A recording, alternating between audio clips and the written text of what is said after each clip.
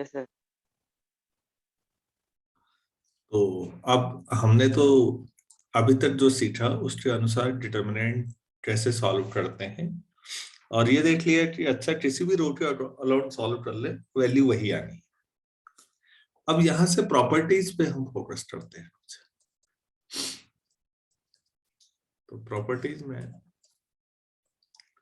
पहला होगा, किसी भी डिटर्मिनेंट में अगर रो कॉलम इंटरचेंज करते हैं तो डिटर्मिनेंट की वैल्यू में कोई फर्क नहीं पड़ेगा बच्चों। रो को कॉलम बना दें और कॉलम को रो बना दें, कोई तो अंतर नहीं आएगा।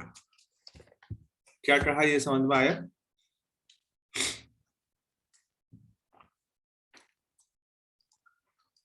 The value of the determinant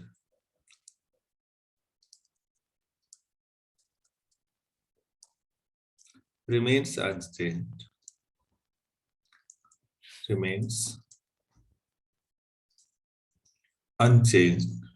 if its rows and columns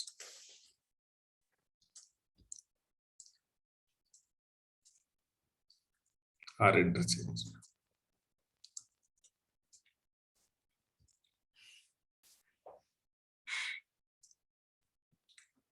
इसे प्रूफ करते हैं।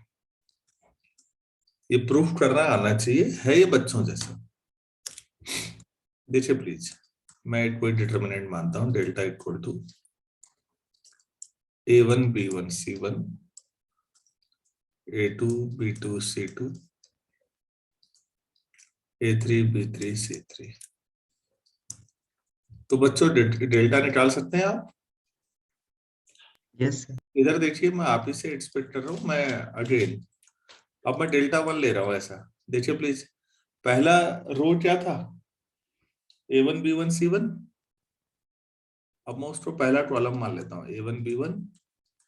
दूसरी रो A2 B2 C2, तो उसको दूसरा कॉलम A2 B2 C2। तीसरा A3 B3 C3। आप दोनों को सॉल्व करिए प्लीज, और बताइए कि दोनों एक ही आ रहे हैं या नहीं आ रहे हैं। तो ये प्रूफ होगा।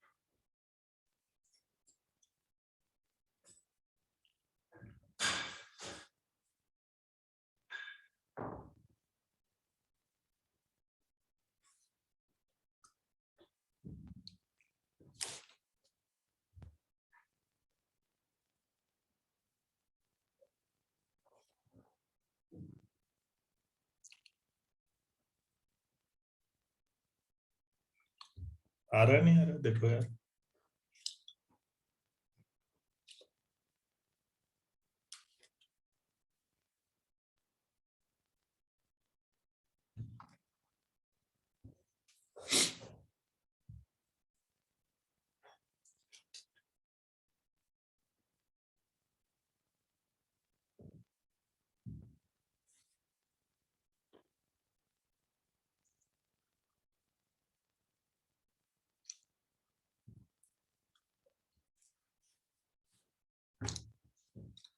अलग आ रहा है क्या?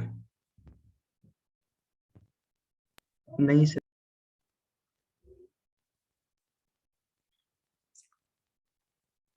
दोनों सेम आ जाएंगे, कुछ नहीं है सर इसमें। सेम आ रहा है। तो हमने क्या सीखा इसमें?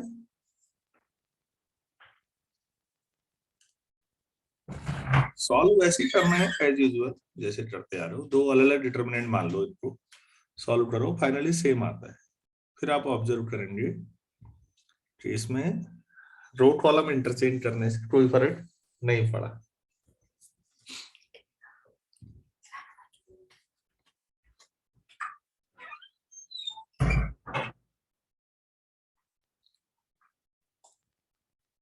तो इसे अगर मैं मान लूं कि यह हो गया आपके द्वारा, तो फिर दूसरा प्रॉपर्टी लेते हैं।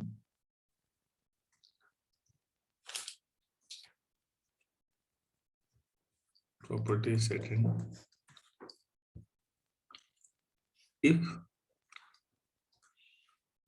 any two rows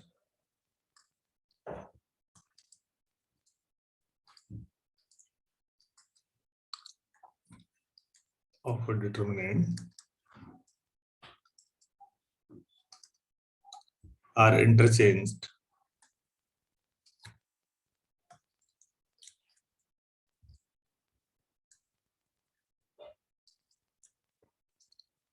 then sign of determinant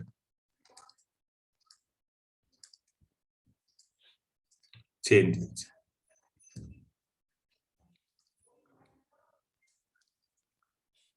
क्या लिखा है बच्चों, जरा ध्यान से देखिए तो।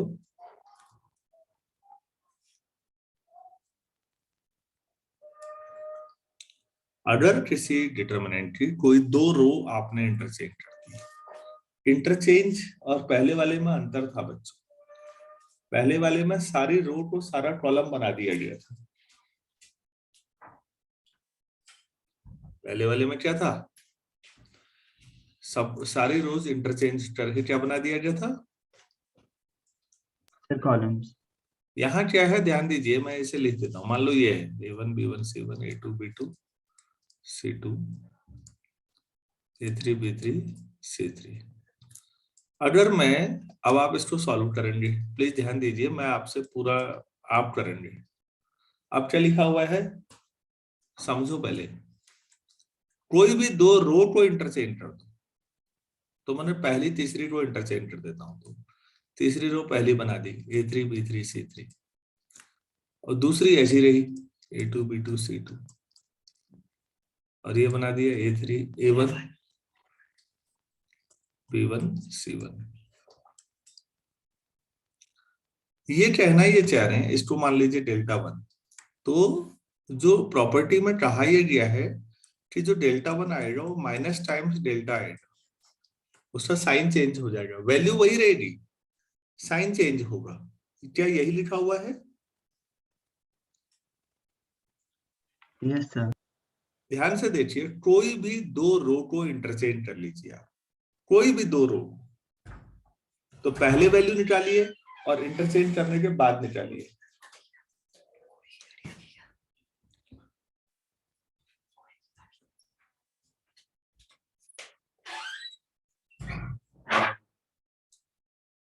Hello, yes sir. अगर आप निकालते हैं तो वो कह रहे हैं कि वैल्यू तो उतनी रहेगी न्यूमेरिकली, बस माइनस साइन आ जाएगा। और अभी जो पहली प्रॉपर्टी आपने पढ़ी बच्चों, उसके अनुसार अगर सारी रो को सारे कॉलम में कन्वर्ट कर दिया जाए तो कोई फर्क नहीं पड़ता ना पिछली वाली से। हाँ सर। जो प्रॉपर्टी रो के लिए होल्ड करेगी, इसका मतलब वो कॉलम के लिए भी होल्ड कर सकती है फिर अब, क्योंकि रो और कॉलम में क्या अंतर है भाई? जिनको रो कह रहे थे आपने इंटरचेंज किया पिछली प्रॉपर्टी में, कॉलम कह दिया, आंसर सेम आया था। तो इसलिए मैंने स्टेटमेंट में ब्रैकेट में क्या लिखा है रो के बाद, ब्रैकेट में कॉलम। कॉलम। प्लीज ये यहां से एक बात समझिएगा, जो कोई प्रॉपर्टी रो के लिए होल्ड करेगी डिटरमिनेंट वन में, सेम वही प्रॉपर्टी कॉलम के लिए भी होल्ड करेगी। क्यों? क्योंकि रो और कॉलम में तो अंतर ही नहीं है। आपने सारी रो को उठा के सब कॉलम बना डाले तो भी अंतर नहीं आया ना। पिछली प्रॉपर्टी पे ध्यान दीजिएगा प्लीज।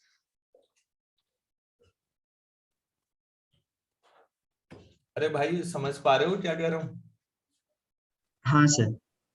हाँ, तो जो कभी भी मैं कहता हूं कि इस डिटरमिनेंट में कोई भी दो रो में ऐसा कर सकते हो, तो आप खुद ही मान लो कि अच्छा ऐसा कॉलम में भी कर सकते हो। मैं कभी लिखाना भूल भी गया तो जो प्रॉपर्टी रो के लिए होल्ड करती है डिटरमिनेंट में, वही प्रॉपर्टी कॉलम के लिए भी होल्ड करती है। मतलब there is no significant difference between rows and columns of a determinant.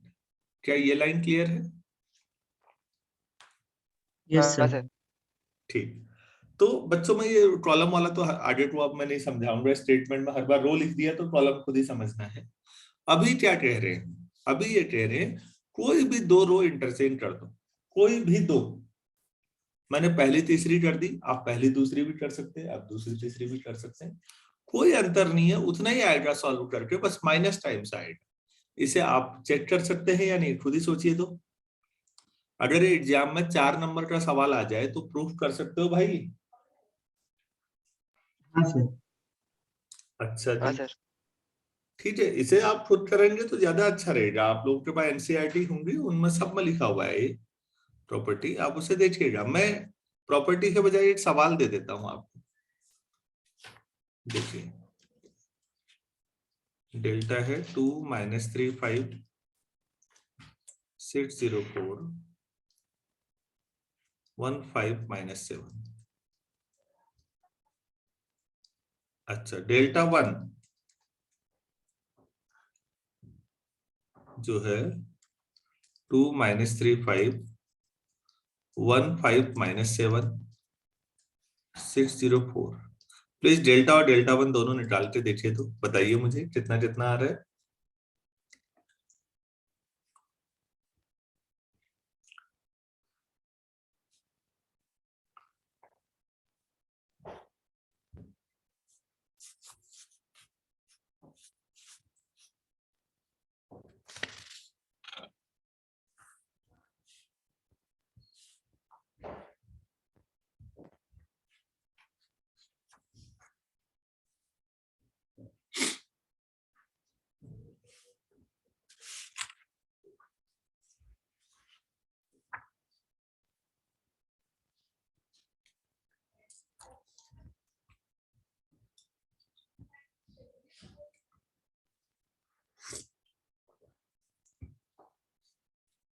बच्चों आ रहा है समझ में?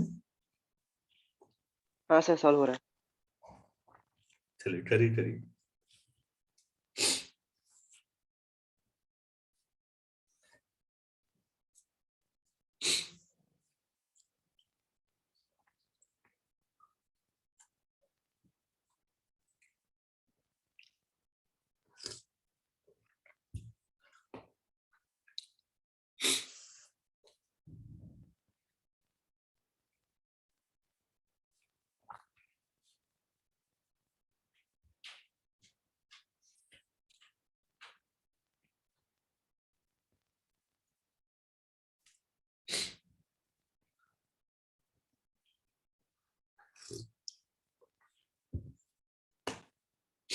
डेल्टा कितना आ रहा है?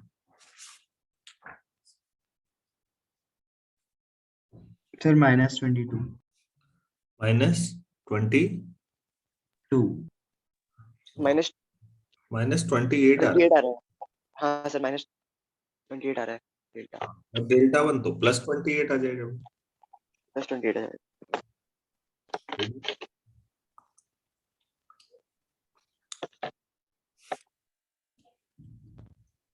तो प्रूफ हो गया।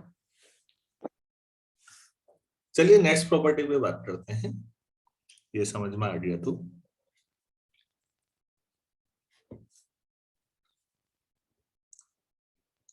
एग्जाम में आ गया तो कैसे प्रूफ करोगे? A1 B1 C1 वाले तरीके से, हाँ, ऐसे लेके कोई भी दो रो को इंटरचेंज कर देंगे, हो गया।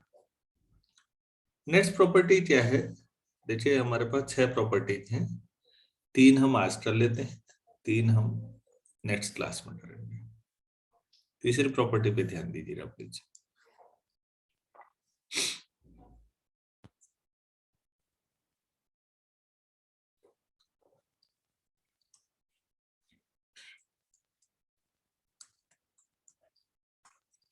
If any two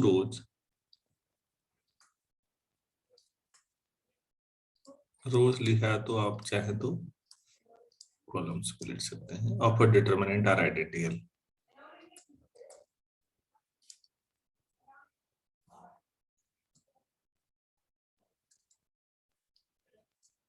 Of a determinant are identical,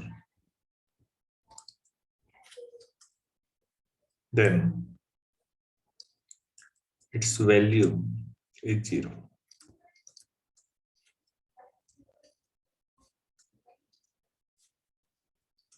क्या कह रहे हैं पहले मैं रफ में समझा देता हूं। देखिए प्लीज 235 -6 अगर कभी पूछा तो देखते ही क्या कर देना हुआ 0। क्यों? क्योंकि दो रो एक जैसी हैं, पहली और दूसरी, तो उससे आप कहोगे क्या फर्क पड़ा। अरे भाई अगर पहली दूसरी रो को इंटरचेंज करें तो जो नया आएगा वो डेल्टा वो पहले वाले का माइनस टाइम्स आएगा या नहीं? Yes, sir. हाँ सर। एक तरफ ले आओ 2 डेल्टा इक्वल टू 0 तो डेल्टा इक्वल टू हो गया प्रूफ। अब जो मैंने एग्जांपल से समझाया वो इन जनरल करना है ऐसे ही, तो हिंट दे दिया मैंने आपको। आप A1 B1 C1 A2 B2 C2 और A2 B2 C2 चलो दोबारा लिख दिया। सेकंड और थर्ड को अगर इंटरचेंज करें बच्चों ऐसे लिखते हैं, देखो इंटरचेंज R2 इंटरचेंज ऐसा जब भी लिखा होगा हम समझ जाते हैं इसका मतलब थर्ड और सेकंड, तो जो डेल्टा होगा वो क्या होगा पहले वाले का माइनस टाइम्स आ जाएगा तो 2 डेल्टा 0 तो डेल्टा 0, या फिर पूरा सॉल्व ही कर लो भाई, अपने आप ही कट फुट के 0 आ जाएगा तब भी मान लिया जाएगा।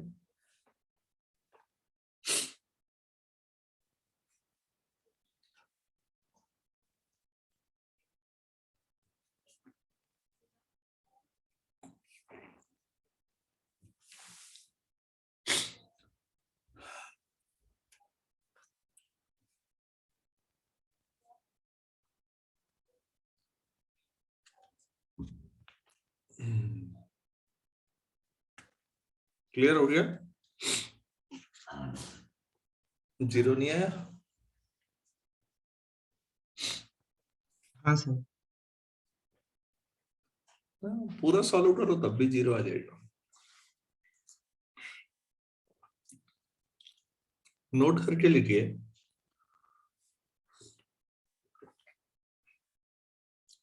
यहाँ पर नीचे छोटा सा हेडिंग डालिए नोट। इफ एनी रो, अगर रो है तो कॉलम भी होगा, मतलब of a determinant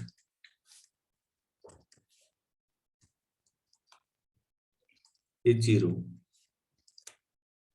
then the value of determinant is 0.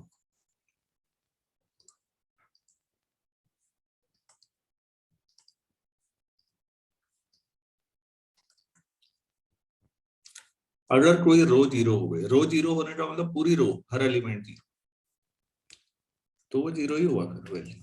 अब एक बात बताइए 0 0 0 A2 B2 C2 A3 B3 C3, आप इसे सॉल्व करिए तो 0 times something minus 0 times something plus 0 times something लिखोगे तो 0 ही आना है। Yes, sir. अब आप लोगों ने कहा कि जरूरी है हम ऐसा करना है A1 B1 C1 A2 B2 C2 0 0 0, तो भी कोई बात नहीं, आप R3 के हिसाब से एक्सपेंड कर दो तब भी 0 है, कैसे भी करो। तो किसी भी डिटरमिनेंट में अगर पूरी की पूरी रो 0 है या कॉलम 0 है तो वैल्यू देखते ही क्या कर देंगे 0। Sir, 0 कर देंगे determinant. और अगर दो रो आइडेंटिकल होगी तो सर तब भी 0 कर देंगे।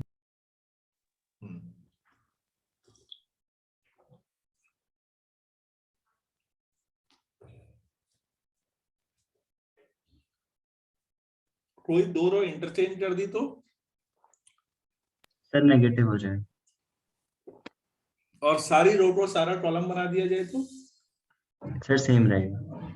बस इतना समझना है बच्चों, डिटरमिनेंट पे इतना काफी है आज।